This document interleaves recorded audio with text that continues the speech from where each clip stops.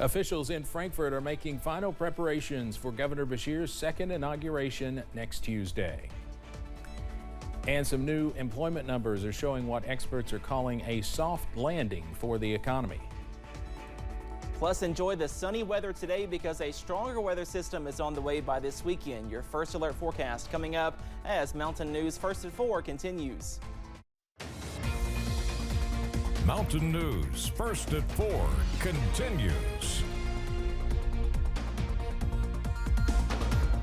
We could see a little bit of everything this weekend, from rain and high winds to snow showers in the higher elevations. First Alert meteorologist Cameron Aaron has more on what to expect. Cameron?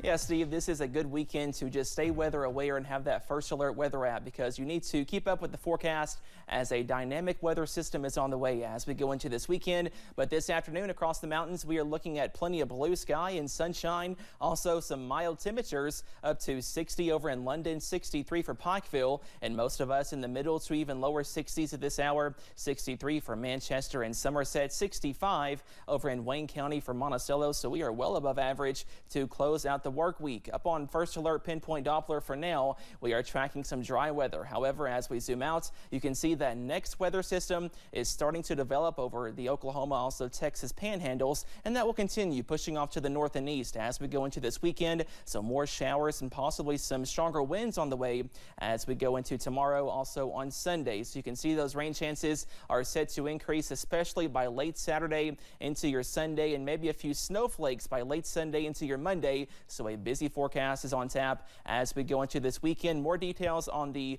widespread showers, also gusty winds coming up in just a few minutes. Steve? All right, Cameron, thank you. The city of Frankfort and state government is preparing for Inauguration Day. Hopefully the weather will cooperate that day. Governor Beshear will be sworn into his second term next Tuesday. A lot of preparation is going into what will be a full day of events. WYMT's Phil Pendleton has more on what people in Frankfort and those coming into town for those events can expect. The large tent behind me is just one of many new additions that people have been noticing over the past several weeks as people prepare for Inauguration Day. It's going to be a very big day here in the city of Frankfort. There's going to be activities early Tuesday morning all the way through late Tuesday night. From the tents going up to sound equipment rolling across the newly installed platforms in front of the Capitol, preparations are underway for the inauguration to mark Andy Beshear's second term as governor. There will be a number of streets closed, and parking in the area near the Capitol will be severely limited. A lot of the streets leading up to the state capitol, of course, will be blocked beginning, I believe, at 7 a.m. on Tuesday. Some of the streets downtown here will also be closed and blocked in preparation for the parade. I spoke to a lot of people that have lived in this part of Frankfort near the Capitol all of their lives. Some people say they very much look forward to the festivities the day will bring, and they take it all in. Other people tell me that they choose to stay indoors inside their homes simply because of all the changes the day also brings. In Frankfort, Phil Pendleton, now back to you. The Frankfort-Franklin County Tourist Commission has a lot of information on the parade route, parking, shuttles, etc., and we will have a link to that on WYMT.com. State officials have a word of advice for Kentucky drivers. Do not wait to update your vehicle registration. This news comes as county clerks are switching over to a new system. Lucy Bryson explains. Changes are coming to county clerks' offices across the state, putting a pause on motor vehicle services in the near future. This is the moment when we could turn off our 45-year-old database, move all the records, and then turn on the new web-based database. Kentucky has been using the same system for licensing, transferring vehicles, and collecting taxes since the 80s. And after 10 years of preparation, they're moving to a new system. Chief Deputy Clerk Jennifer Chambers showed me just how dated that old system was. Show me right here on this computer some of the differences between the old and the new. Okay, absolutely. If I'm going to renew a vehicle, I'm going to go to this screen, which you'll see it's all black and green. The new system is Cavis, and this is what it looks like. It's a person-centric database. So it knows everything about the person, not just the vehicle. So when you come in here, we're going to have all your information on the screen to be able to help you as much as we possibly can. Every clerk's office in Kentucky has to move to this system, and in order to do that, they have to shut down motor vehicle operations from January 1st to January 8th, meaning December 29th is the final day to get tag renewals, transfers, and other transactions done early if they need it. Don't wait to the end of the month. And if you think you're safe because it isn't your birth month, double check. He says if you've got some specialty plates, they may be due for a renewal in December. All university plates are in December because they would like to have their revenue all at once. And while this is a big transition, he says it's a necessary one and looks forward to a more modern future of motor vehicle servicing. In Madison County, Lucy Bryson, WKYT. New government data out today shows the labor market adding jobs and the unemployment rate inching downward. Analysts say those signs point to the elusive soft landing the U.S. economy needs in order to avoid a recession. CBS's Willie James Inman reports from Washington.